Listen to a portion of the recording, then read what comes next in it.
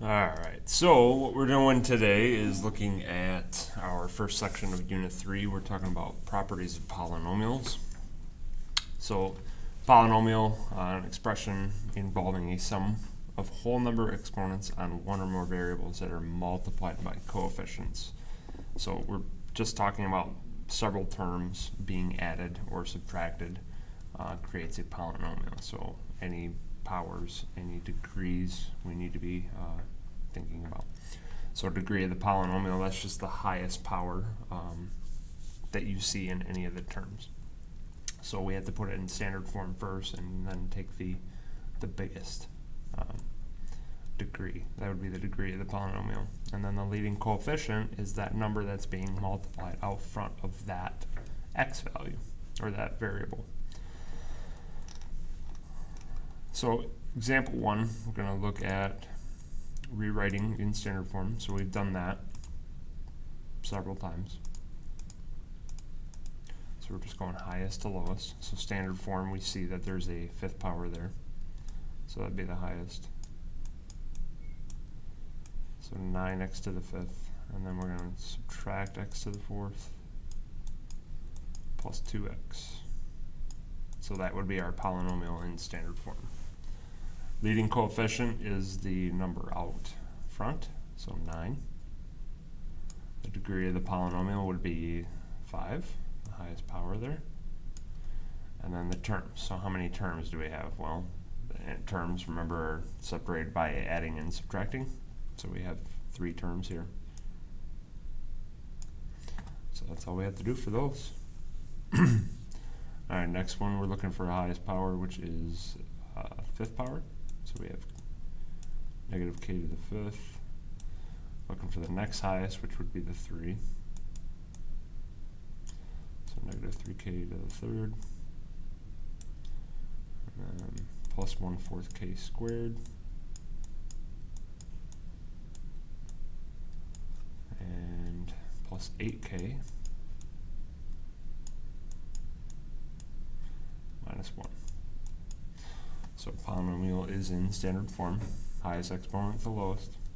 The leading coefficient, so the number out front, is a negative 1. Degree would be 5. Number of terms, we have 1, 2, 3, 4, 5 terms. Okay. Next thing we need to do is be able to classify a polynomial. So we have the number of terms here. If we have 1 term, it's a monomial. 2 terms is a binomial, and 3 terms is a trinomial. Anything greater than that, we're just going to call it a polynomial. There are names for them, but all we have to know are the first 3. The degree, 0 degree is constant, so that's just when you have a number. First power is linear. Quadratic is squared, we know that from last unit. Cubic is 3 terms. 4 terms would be quartic, and 5 is quintic. So we have to know those. Anything 6 or higher, we do not need to know. We'll just say 6th degree polynomial or 9th degree polynomial. Alright, so classified by degrees and the number of terms. So we have a first power here. So this is a linear binomial because there's 2 terms.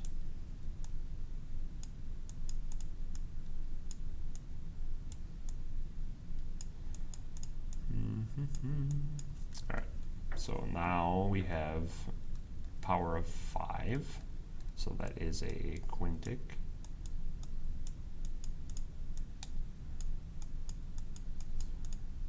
And we have 3 terms, so this is a trinomial.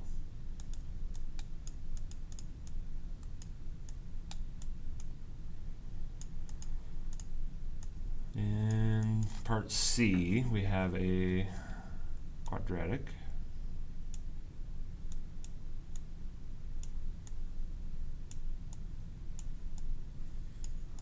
Three terms is trinomial.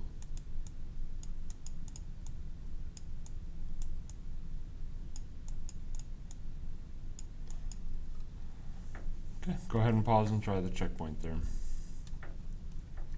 So this is done a little bit backwards. So we are given the fact that it is a cubic binomial, so we need to write something that is a cubic binomial. So anything works, as long as it has a power of 3 as the highest power.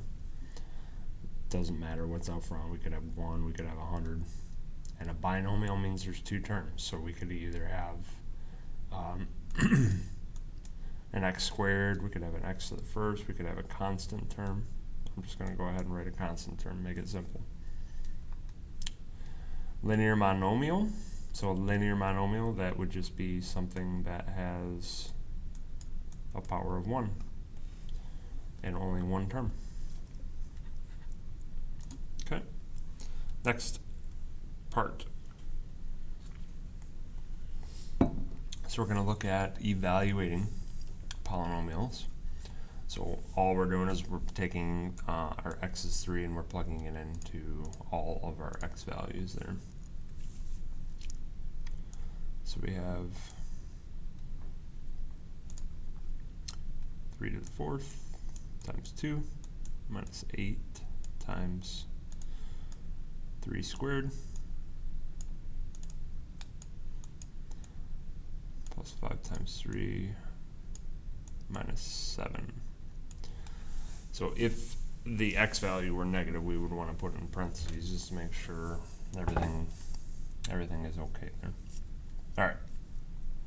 So 2 times 3 to the 4th. 3 to the 4th would be, we could say that's 9 times 9, which is 81, minus 8 times 3 squared. We know that's 9.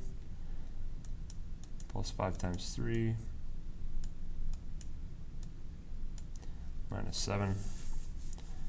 So we get, let's see, 15 minus 7, that would be 8. 8 times 9 is 72. And 2 times 81 is 162. We know we're subtracting that 72. Alright, so subtracting 72, that would give us 90 plus 8, that's 98. Okay, I'm going to skip over B. We just simply plug 4 in and evaluate. Example 4, if you look at a cross-section of a honeycomb, you see a pattern of hexagons. This pattern has 1 hexagon surrounded by 6 more hexagons. Surrounding these is a third ring of 12 hexagons, and so on.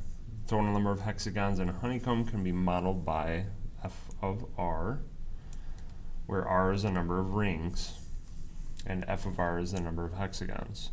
So, show that the polynomial function gives the total number of hexagons when r is 1, 2, and 3. So we have a picture over here, we can count the rings, and they tell us the first few.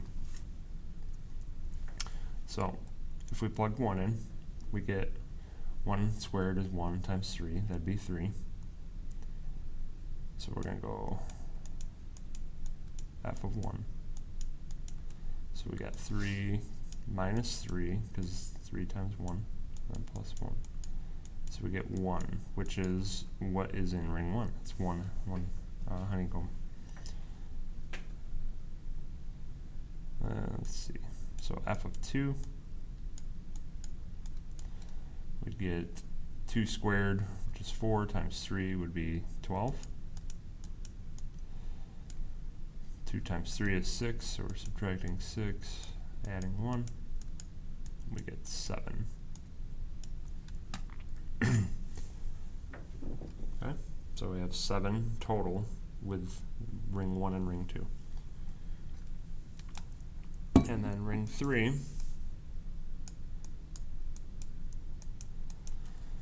We get 3 squared, which is 9, times 3 would be 27, minus 3 times 3 is 9, plus 1, so we get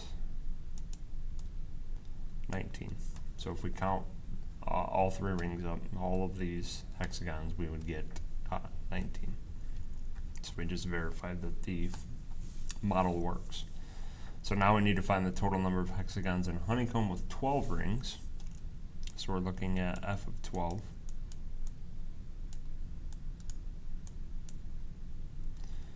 We can go ahead and plug that in.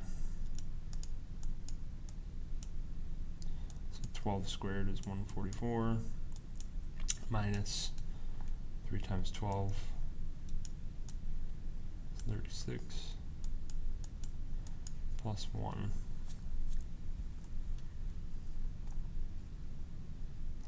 So we can work that out. So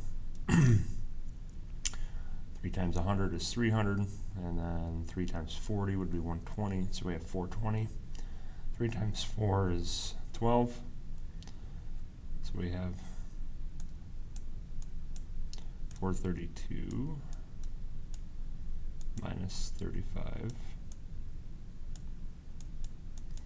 That gives us 397.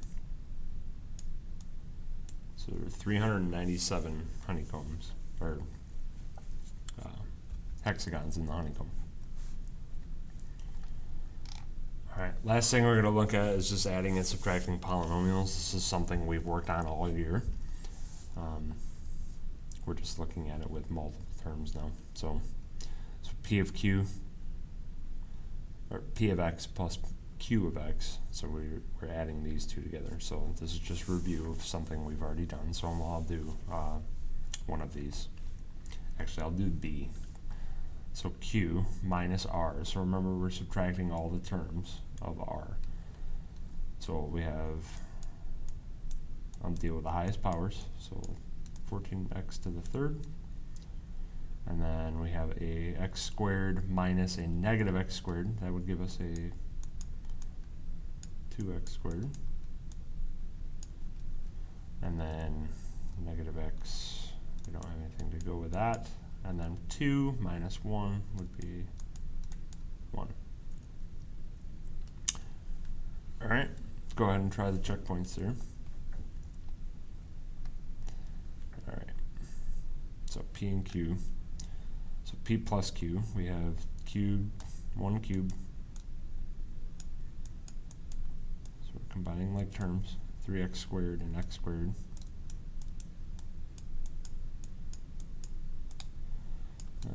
The x, there's only one of those, so 11x, and 4 and negative 13 would be negative 9.